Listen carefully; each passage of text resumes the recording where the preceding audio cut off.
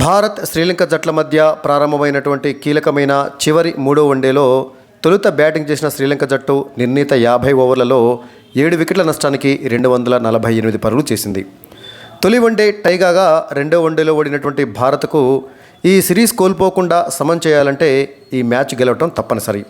అలాంటి కీలకమైన మ్యాచ్లో భారత బౌలర్లు పర్వాలేదనిపించారు. ఇక భారమంతా బ్యాటర్లపైనే. అయితే గత 2 వన్డేలలో కూడా తొలుత బ్యాటింగ్ చేసినటువంటి శ్రీలంక జట్టు ఇంచుమించుగా ఇంతే స్కోర్ చేసినా భారత్ గెలవలేకపోయింది. మరి మూడో వన్డేలోనైనా లక్ష్యాన్ని ఛేదిస్తుందేమో చూడాలి. తొలి 2 వన్డేలలో మాదిరిగా మూడవ వన్డేలో కూడా శ్రీలంక టాస్ గెలిచి తొలుత బ్యాటింగ్ ఎంచుకుంది. భారత తుది జట్టులో 2 మార్పులు జరిగాయి. వికెట్ కీపర్ కేఎల్ రాహుల్ స్థానంలో regular wicket keeper Rishabh Pant ఎంపిక కాగా ఫాస్ట్ బౌలర్ హర్షదీప్ సింగ్ స్థానంలో part time spinner Riyan Parag జట్టులోకి వచ్చాడు. అంటే భారత జట్టు బ్యాటింగ్లో డెప్త్ పెరిగిందన్నమాట. బ్యాటింగ్ వైఫల్యంతోనే గత 2 మ్యాచ్లలో ఇండియా గెలవలేకపోవడంతో ఈ నిర్ణయం తీసుకున్నారు. దీంతో 10-11 స్థానాలలో బ్యాటింగ్కు వచ్చేటటువంటి కుల్దీప్ యాదవ్, సిరాజులు తప్ప మిగతా 9 మంది బ్యాటింగ్ చేయగల సామర్థ్యం ఉన్నవారే.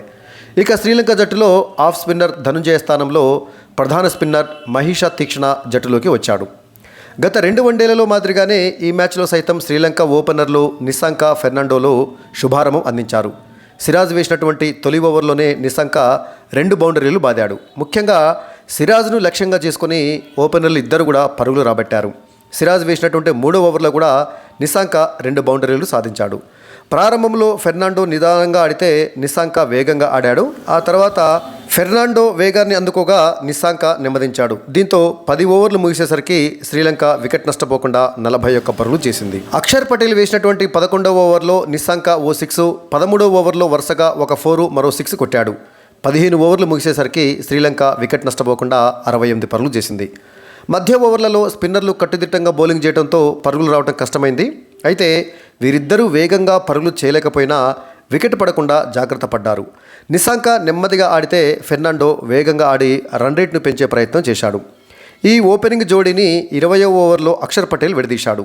కీపర్ రిషబ్ పంత్కు క్యాచ్ ఇచ్చి అవుట్ అయినటువంటి నిశాంక 65 బంతుల్లో 5 4లు 2 6లతోటి 45 పరుగులు చేసి అవుట్ అయ్యాడు. నిశాంక, ఫెర్నాండో ఇద్దరు కలిసి తొలి వికెట్కు 119 బంతుల్లో 89 పరుగులు జోడించారు. అంటే 20 ఓవర్ల దాకా భారత బౌలర్లు ఒక్క వికెట్ కూడా తీయలేకపోయారన్నమాట. ఇక 3వ స్థానంలో బ్యాటింగ్కి వచ్చినటువంటి వికెట్ కీపర్ కుశాల్ మెండిస్ కూడా ఫెర్నాండోతో కలిసి చక్కటి బ్యాటింగ్తో ఇన్నింగ్స్ను ముందుకు తీసుకువెళ్లారు. 20వ ఓవర్ నుండి శ్రీలంక రన్ రేటు కాస్త తగ్గింది.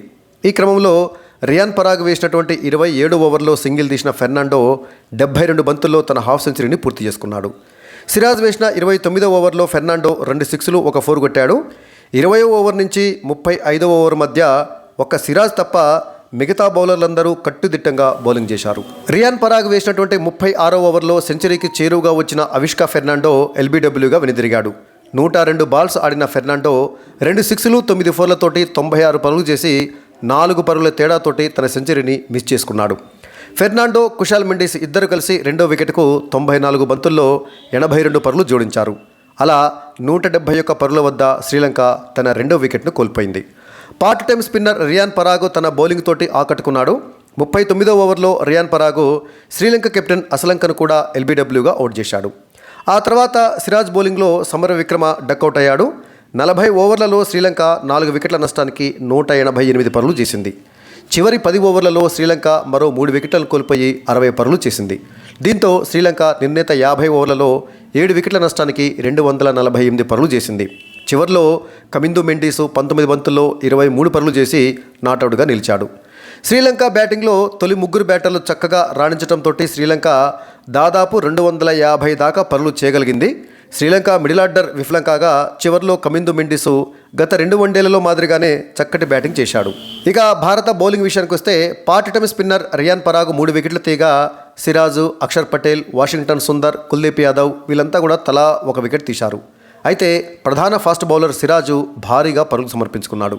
9 ఓవర్లలో ఓవర్కు సగటున 8.7 పరుగుల చొప్పున 78 పరుగులు ఇచ్చాడు సిరాజు. 4 ఓవర్లు మాత్రమే వేసినటువంటి శివన్ దుబే కేవలం 9 పరుగులు మాత్రమే ఇచ్చాడు. అంటే ఓవర్కు సగటున 2.2 చొప్పున పరుగులు ఇచ్చాడు. వాషింగ్టన్ సుందర్, కుల్దీప్ యాదవ్లు కూడా చాలా పొదుపుగా బౌలింగ్ చేశారు. ఇక ఈ మ్యాచ్లో భారత గెలుపు భారం అంతా బ్యాటర్లపైన ఉంది.